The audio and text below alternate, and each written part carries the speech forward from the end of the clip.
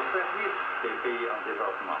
Donc c'est un partenariat de grande qualité et depuis son ouverture en 2015, je pense, la banque NDB a financé plus de 80 projets avec plus de 30 milliards de dollars. En fait, vous avez mentionné un point intéressant, c'est-à-dire que c'est une structure ouverte pour un développement plus large.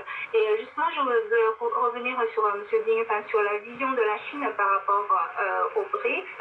Le président chinois a dit cela lors d'une réunion.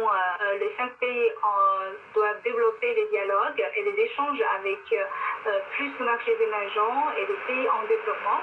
Et surtout pour, je cite, agrandir le gâteau de la coopération, rassembler les forces du progrès et apporter une plus grande contribution à la construction de la communauté d'avenir partagée pour l'humanité.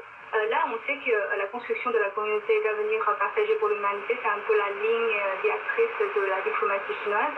Alors là, comment interprétez-vous cette vision de la Chine par rapport aux BRICS? Je pense que dès le départ, la Chine regarde le mécanisme BRICS comme un mécanisme ouvert, transparent.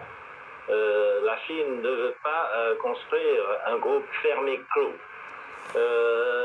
En fait, la coopération de ces 5 pays émergents, donc les 5 pays les plus dynamiques des pays émergents, eh bien, sert à montrer aux autres économies émergentes un exemple de coopération et des fruits à partager entre la coopération de ces pays les plus dynamiques dans le monde.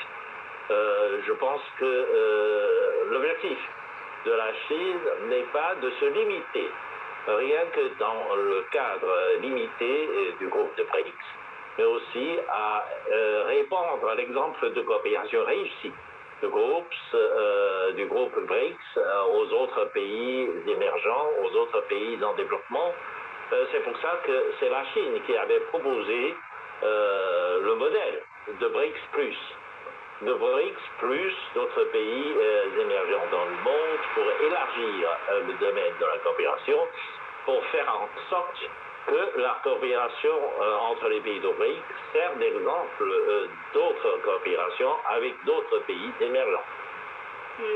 Alors, M. Jiang, on voit que cette année, l'un des principaux sujets de discussion est en fait la coopération dans le